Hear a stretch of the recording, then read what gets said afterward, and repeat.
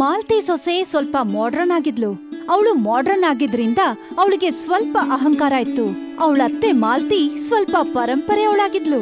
ಹಾಗಾಗಿ ಮೇಘ ಯಾವಾಗ್ಲೂ ಅವಳಗ್ ಬೈತಾ ಇದ್ಲು ಮತ್ತೆ ತಮಾಷೆ ಕೂಡ ಮಾಡ್ತಿದ್ಲು. ಮಾಲ್ತಿ ಹತ್ರ ಒಂದ್ ಹಳೆ ಬಟನ್ ಮೊಬೈಲ್ ಇತ್ತು, ಆದ್ರೆ ಮೇಘ ಹತ್ರ ಐಫೋನ್. ಏನತ್ತೆ, ತಾತನ್ ಕಾಲದ ಫೋನ್ ಅನ್ನ ಬಳಸ್ತಾ ಇದ್ದೀರಾ? ಸ್ವಲ್ಪ ಐಫೋನ್ ಬಳಸಿ ನೋಡಿ. ಬೇಡಮ್ಮ, ಕಾಲ್ ಬರತ್ತೆ ಹೋಗತ್ತೆ, ಅಷ್ಟ ಸಾಕಲ್ವಾ ನನ್ಗೆ. ವೈಫೋನ್ ಇಟ್ಕೊಂಡು ನಾನ್ ಏನ್ ಮಾಡ್ಲಮ್ಮ? ಇಲ್ಲ ನನ್ಗೆ. ಅದನ್ನ ಕೇಳಿ ಮೇಘ ನಗೋಕ್ ಶುರು ಮಾಡ್ತಾಳೆ. ಅತ್ತೆ, ಮೊಬೈಲ್ ಮಾತ್ರ ಅಲ್ಲ, ನೀವು ಕೂಡ ತಾತನ್ ಕಾಲದವ್ರೆ ಆಗಿದ್ದೀರಾ. ಸ್ವಲ್ಪ ಮಾಡ್ರನ್ ಆಗಿ ಅತ್ತೆ, ಸಮಯದ ಜೊತೆಗೆ ಬದ್ಲಾಗಿ. ಇಲ್ಲ ಅಂದ್ರೆ ಸಮಯ ನಿಮ್ಮನ್ನ ಹಿಂದೆ ಬಿಟ್ಬಿಡತ್ತೆ. ನನ್ ಸಮಯ ಏನೋ ಮುಗ್ದೋಯ್ತಮ್ಮ, ಈಗ ನಿನ್ ಸಮಯ. ನೀನ್ ನಿನ್ನ ಐಫೋನ್ ಇಟ್ಕೋ, ನಾನ್ ನನ್ ಮೊಬೈಲ್ನ ಇಟ್ಕೋತೀನಿ ಬಿಡು. ನೀನ್ ಆ ಗಾದೆ ಕೇಳಿಲ್ವಾ? ಆಸ್ಕೆ ಇದ್ದಷ್ಟು ಕಾಲ್ ಚಾಚ್ಬೇಕಮ್ಮ, ಇಲ್ಲ ಅಂದ್ರೆ ಕಾಲು ನೆಲದ ಮೇಲ್ ಬೀಳತ್ತೆ. ಮೇಘ ಜೋರಾಗಿ ನಗೋಕ್ ಶುರು ಮಾಡ್ತಾಳೆ. ಹೀಗಿದ್ಲು ಮೇಘ, ಅಹಂಕಾರ ಮತ್ತೆ ಹಠ ತೋರ್ಸೋ ಹುಡ್ಗಿ. ಅತ್ತೆನ ಯಾವಾಗ್ಲೂ ಕೀಳಾಗೆ ನೋಡ್ತಾ ಇದ್ಲು. ಬೇಸಿಗೆಗಾಲ ಆಗಿತ್ತು, ಗಂಟ್ಲು ಒಣಗ್ತಾ ಇತ್ತು, ಮೈ ತುಂಬಾ ಬೆವರಿಳಿತಾ ಇತ್ತು. ಇಂಥ ಸಮಯದಲ್ಲಿ ಮೇಘ ಜಾಸ್ತಿ ನೀರನ್ನೇನಾದ್ರೂ ಕುಡಿತಾಳಾ? ಮೇಘ ಫ್ರಿಡ್ಜ್ ನೀರ್ ಕುಡಿಯೋಕ್ ಶುರು ಮಾಡಿದ್ಲು. ಒಂದಿನ ತನ್ನ ಇಂಪ್ರೆಷನ್ ತೋರ್ಸ್ಕೊಳ್ಳೋದಿಕ್ಕೆ, ತನ್ನ ಅತ್ತೆನ ಕೀಳು ಅಂತ ತೋರ್ಸೋದಿಕ್ಕೆ ಮೇಘ ಹೇಳ್ತಾಳೆ, ಬೇಸಿಗೆ ಕಾಲ ಶುರುವಾಗಿದೆ ಅತ್ತೆ, ಜಾಸ್ತಿ ನೀರು ಗಂಟ್ಲಿಂದ ಕೆಳಗ್ ಹೋಗಲ್ಲ, ಮತ್ತೆ ನೀವು ಇನ್ನು ನಾರ್ಮಲ್ ವಾಟರೇ ಕುಡಿತಿದ್ದೀರಾ. ಅಯ್ಯೋ, ಯಾಕ್ ಗಂಟ್ಲು ಒಣಗಿಸ್ಕೊತಾ ಇದ್ದೀರಾ? ಫ್ರಿಡ್ಜ್ ನೀರ್ ಕುಡಿರಿ. ಬೇಡಮ್ಮ ಬೇಡ, ಎಷ್ಟೋ ವರ್ಷದಿಂದ ನಮ್ಮನೇಲಿ ಫ್ರಿಡ್ಜ್ ಇದೆ, ಆದ್ರೆ ಇಲ್ಲಿವರೆಗೂ ಒಂದ್ ಹನಿ ನೀರ್ ಕುಡ್ದಿಲ್ಲ. ನಾನು ಮಾರ್ಕೆಟ್ ಇಂದ ಒಂದ್ ಒಳ್ಳೆ ಮಣ್ಣಿನ ಮಡಕೆ ತರ್ತೀನಿ, ಅದ್ರಲ್ಲೇ ನೀರ್ ಕುಡಿತೀನಿ. ಅದನ್ನ ಕೇಳಿ ಮೇಘ ಜೋರಾಗಿ ನಗೋಕ್ ಶುರು ಮಾಡ್ತಾಳೆ. ಏನತ್ತೆ, ಎಲ್ಲದ್ರಲ್ಲೂ ಹಳೆ ಕಾಲದವ್ರೆ, ನೀವಂತೂ ನನ್ನ ಅತ್ತೆ ಆಗೋದಿಕ್ಕೆ ಸೂಟೇ ಆಗಲ್ಲ. ನೀನು ನನ್ ಸೊಸೆ ಅಂತ ಎಲ್ಲಮ್ಮ ಗೊತ್ತಾಗತ್ತೆ. ನೀನು ಲಂಡನ್ ಮಹಾರಾಣಿ ಸೊಸೆ ಆಗಿರ್ಬೇಕಿತ್ತು. ಬಹುಶಃ ನಿಮ್ ಜಾಗದಲ್ಲಿ ಇಂಗ್ಲೆಂಡ್ ಮಹಾರಾಣಿ ನನ್ನ ಅತ್ತೆ ಆಗಿರ್ಬೇಕಿತ್ತು. ಒಂದು ದಿನ ಮಾಲ್ತಿ ಮಾರ್ಕೆಟ್ ಇಂದ ಒಂದು ಮಣ್ಣಿನ ಮಡಕೆನ ಹೆಗಲ್ ಮೇಲೆ ಹೊತ್ಕೊಂಡ್ ಬರ್ತಾಳೆ. ಮಾಲ್ತಿ ಮಡಕೆ ತರೋದನ್ನ ನೋಡಿ ಮೇಘ ನಗೋಕ್ ಶುರು ಮಾಡ್ತಾಳೆ. ಆ ಮಡಕೆ ಜೊತೆಗೆ ನೀವು ಬಾಹುಬಲಿ ತರ ಕಾಣಿಸ್ತಾ ಇದ್ದೀರಾ. ಒಂದು ಸೆಲ್ಫಿ ತಗೋತೀನಿ ಅತ್ತೆ. ಆಮೇಲೇನು, ಮೇಘ ಮಾಲ್ತಿ ಜೊತೆ ಒಂದು ಸೆಲ್ಫಿ ತಗೋತಾಳೆ. ಸೋಷಿಯಲ್ ಮೀಡಿಯಾನಲ್ಲಿ ಅಪ್ಲೋಡ್ ಮಾಡ್ತಾಳೆ. ಕ್ಯಾಪ್ಷನ್ ಕೂಡ ಕೊಡ್ತಾಳೆ, ಸೆಲ್ಫಿ ವಿತ್ ಮೈ ಬಾಹುಬಲಿ ಅತ್ತೆ. ಜನಗಳಿಂದ ಕಮೆಂಟ್ಸ್ ಬರ್ತಾ ಇತ್ತು. ಮತ್ತೆ ಮೇಘ ಇಡೀ ದಿನ ಅದ್ರಲ್ಲೇ ಕಳೆದ್ಬಿಟ್ಲು. ಮಾಲ್ತಿ ಮಣ್ಣಿನ ಮಡಕೆನಲ್ಲಿ ನೀರನ್ನ ತುಂಬಿಸಿ ಅದ್ರಿಂದ ನೀರ್ ಕುಡಿಯೋಕ್ ಶುರು ಮಾಡ್ತಾಳೆ. ಮಣ್ಣಿನ ಮಡಕೆ ನೀರ್ ರುಚಿನೇ ಬೇರೆ. ಮನೇಲಿದ್ದ ಬೇರೆ ಜನಗಳು ಕೂಡ ಮಣ್ಣಿನ ಮಡಕೆ ನೀರ್ ಕುಡಿತಾ ಇದ್ರು. ಕೇವಲ ಮೇಘ ಮಾತ್ರ ಫ್ರಿಡ್ಜ್ ನೀರನ್ನ ಕುಡಿತಾ ಇದ್ಲು. ಬೇಸಿಗೆ ಹೇಗೆ ಜಾಸ್ತಿ ಆಗ್ತಾ ಹೋಯ್ತೋ ಹಾಗೆ ಮೇಘ ಹೊಚ್ಚುತನನು ಜಾಸ್ತಿ ಆಯ್ತು.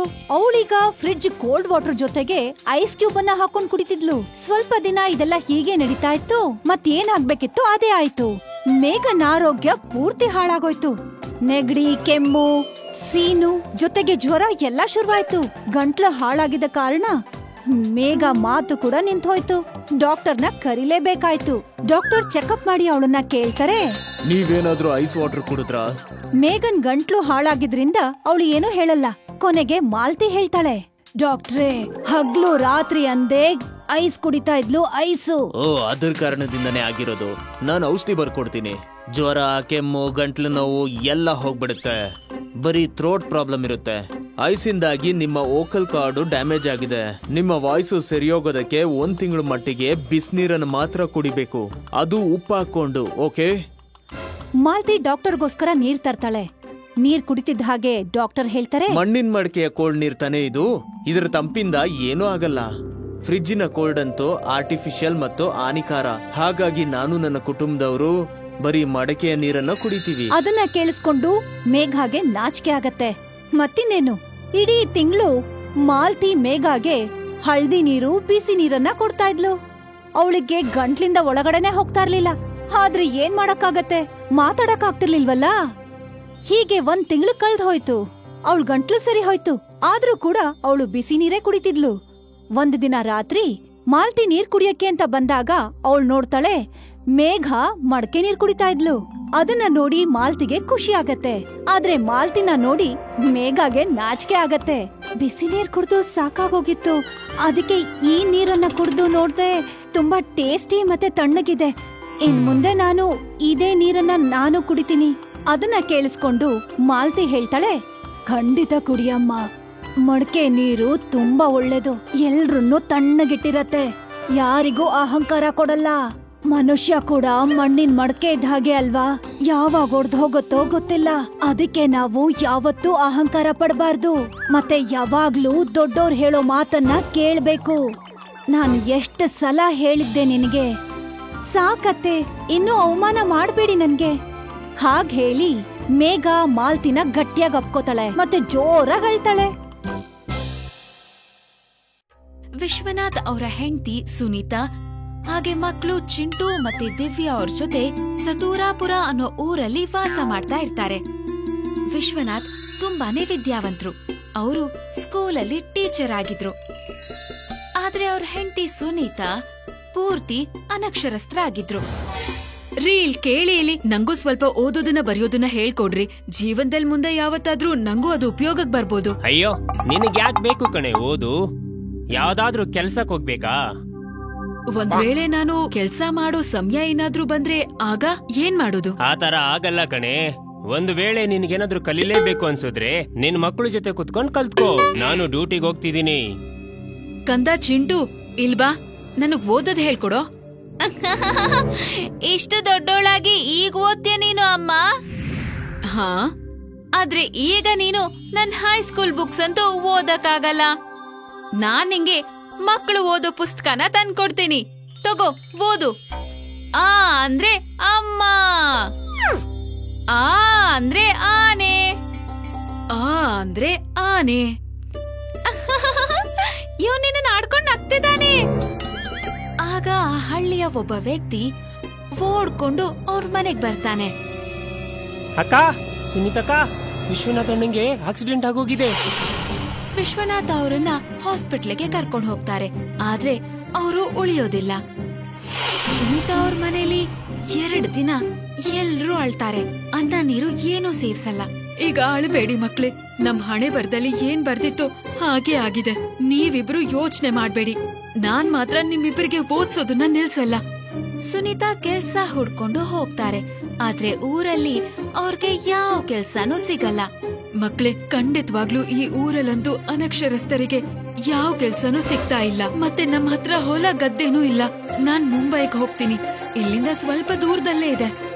ಅಲ್ಲಿ ನಾನು ಕೂಲಿ ಕೆಲ್ಸ ಮಾಡ್ತೀನಿ. ನೀವಿಬ್ರು ಇಲ್ಲೇ ಇದ್ದು ಚೆನ್ನಾಗ್ ಓದಿ. ನಾನ್ ನಿಮ್ಗೆ ಹಣ ಕಳಿಸ್ತಾನೆ ಇರ್ತೀನಿ. ಅಮ್ಮ, ನೀನ್ಯಾಕ್ ಒಂದ್ಸಲ ಪಕ್ಕದ ಮನೆ ರಾಮು ಅಂಕಲ್ ಮನೆಗ್ ಹೋಗಿ ಕೇಳ್ಬಾರ್ದು? ಅವ್ರಿಗೆ ಸ್ಕೂಲಲ್ಲಿ ತುಂಬಾ ಪರಿಚಯದವರಿದ್ದಾರೆ. ಅವ್ರ್ ನಿಮ್ಗೆ ಆಯಾ ಕೆಲ್ಸ ಆದ್ರೂ ಕೊಡಿಸ್ಬೋದು ಅಲ್ವಾ? ಸುನೀತಾ ರಾಮ್ ಬಾಬಾ ಅವರ ಮನೆಗ್ ಹೋಗ್ತಾರೆ ಮತ್ತೆ ಕೆಲ್ಸದ ಬಗ್ಗೆ ವಿಚಾರಿಸ್ತಾರೆ. ಸ್ಕೂಲಲ್ಲಿ ಒಂದು ಆಯಾ ಕೆಲ್ಸ ಖಾಲಿ ಇದ್ರೂನು ರಾಮ್ ಬಾಬಾ ಅವರು ಸುನೀತಾಗೆ ಸುಳ್ಳು ಹೇಳ್ತಾರೆ. ಸ್ಕೂಲಲ್ಲಂತೂ ಯಾವ ಕೆಲ್ಸನೂ ಇಲ್ಲ, ಹೋಗಿ ನೀವಿಲ್ಲಿಂದ. ಈಗ ಸುನೀತಾಗೆ ಬೇರೆ ಯಾವ ದಾರಿನೂ ಉಳ್ದಿರ್ಲಿಲ್ಲ. ಅವರು ಮುಂಬೈಗೆ ಬರ್ತಾರೆ. ಒಂದ್ ಬಿಲ್ಡಿಂಗ್ ಅಲ್ಲಿ ಕನ್ಸ್ಟ್ರಕ್ಷನ್ ನಡೀತಾ ಇರುತ್ತೆ. ಅಲ್ಲಿ ಸುನೀತಾ ಒಬ್ಳು ದಿನಗೂಲಿ ಕೆಲ್ಸದವಳಾಗಿ ಕೆಲ್ಸ ಮಾಡೋಕ್ ಶುರು ಮಾಡ್ತಾಳೆ. ಆ ಕಡೆ ರಾಮ್ ಬಾಬಾ ಅವರ ಮಗಳು ಪ್ರತಿದಿನ ಚಿಂಟು ಮತ್ತೆ ದಿವ್ಯಾನ ಆಡ್ಕೊಂಡ್ ನಗ್ತಿರ್ತಾಳೆ. ಈ ದಿವ್ಯಾ ಮತ್ತೆ ಚಿಂಟು ಎಷ್ಟು ಬಡವ್ರು ಗೊತ್ತಾ? ಇವ್ರಮ್ಮ ನಮ್ಮನೆಗೆ ಕೆಲ್ಸ ಕೇಳ್ಕೊಂಡ್ ಬಂದಿದ್ರು. ಮತ್ತೆ ಇವ್ರಿಬ್ರು ಒಂದ್ಸಲ ಹಿಟ್ಟು ಇನ್ನೊಂದ್ಸಲಿ ತರಕಾರಿ ಕೊಡಿ ಅಂತ ಬರ್ತಾರೆ. ದಿವ್ಯಾ ಮತ್ತೆ ಚಿಂಟು ಬೇಜಾರಾದ್ರೂನು ಏನೂ ಮಾಡಕ್ಕಾಗ್ದೆ ಎಲ್ಲಾನು ಕೇಳಿಸ್ಕೋತಾರೆ. 1 ತಿಂಗಳು ಕೆಲ್ಸ ಮಾಡದ್ಮೇಲೆ ಸುನೀತಾಗೆ 15,000 ಸಂಬಳ ಸಿಗತ್ತೆ. ಸುನೀತಾ ಕಾಂಟ್ರಾಕ್ಟರ್ನ ವಿಚಾರಿಸ್ತಾಳೆ. ಕಾಂಟ್ರಾಕ್ಟರ್ ಸರ್, ನಾನು ಸತುನಾಪುರ ಊರಿಂದ ಬಂದಿದ್ದೀನಿ. ನಾನ್ ನನ್ ಮಕ್ಳಿಗೆ ದುಡ್ಡು ಕಳಿಸ್ಕೊಡ್ಬೇಕಾಗಿತ್ತು. ಹೌದಾ? ಸತುನಾಪುರಕ್ಕ? ಅಲ್ಲಿ ನನಗೆ ತುಂಬಾ ನೆಂಟ್ರಿದ್ದಾರೆ. ನಾನಲ್ಲಿಗೆ ಹೋಗ್ತಾ ಬರ್ತಾ ಇರ್ತೀನಿ. ಕೊಡು, ಆ ದುಡ್ಡನ್ನ ಕೊಡು, ನಾನು ತಲುಪಿಸ್ತೀನಿ. ಕಾಂಟ್ರಾಕ್ಟರ್ ದುಡ್ಡನ್ನ ತಲುಪಿಸ್ತೀನಿ ಅನ್ನೋ ಹೆಸರಲ್ಲಿ ಅನಕ್ಷರಸ್ಥರಿಂದ ದುಡ್ಡನ್ನ ಹೊಡಿತಾ ಇದ್ದ. ಕಾಂಟ್ರಾಕ್ಟರ್ ಶುರುವಿನಲ್ಲಿ ಕೆಲವು ತಿಂಗಳು ಚಿಂಟು ಮತ್ತೆ ದಿವ್ಯಾಗೆ ಪೂರ್ತಿ ದುಡ್ಡನ್ನ ತಂದ್ಕೊಡ್ತಿದ್ದ. ಅಂದ್ರೆ ಸುನೀತಾ ಎಷ್ಟು ದುಡ್ಡು ಕೊಡ್ತಿದ್ರೋ ಕಾಂಟ್ರಾಕ್ಟರ್ ಅವ್ರ ಮಕ್ಕಳಿಗೆ ಅಷ್ಟೂ ದುಡ್ಡನ್ನು ಕೊಡ್ತಿದ್ದ.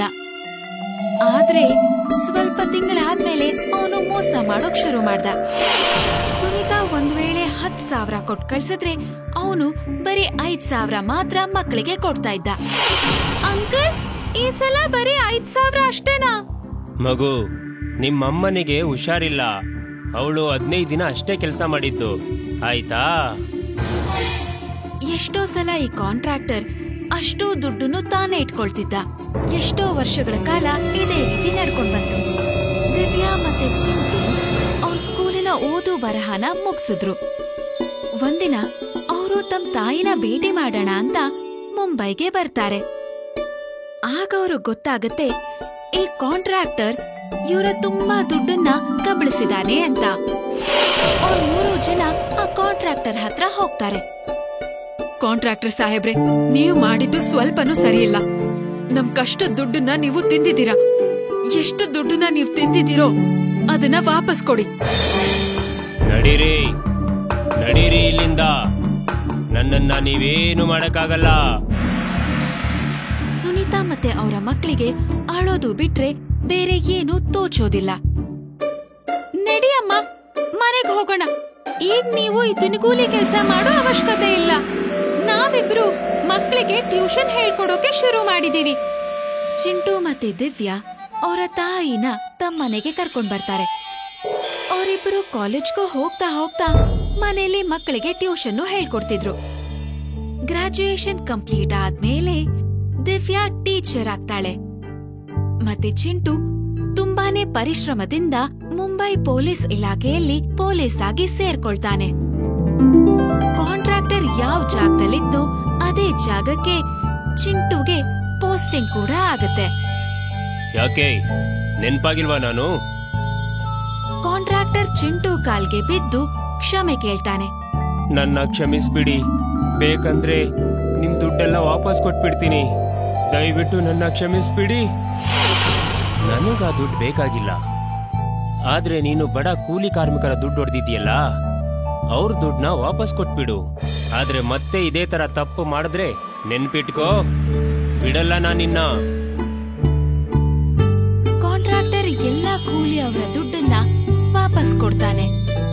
ಮತ್ತೆ ಶಾಶ್ವತವಾಗಿ ಕೂಲಿ ಕಾರ್ಮಿಕರ ದುಡ್ಡನ್ನ ಕದಿಯೋದನ್ನ ನಿಲ್ಲಿಸ್ಬಿಡ್ತಾನೆ.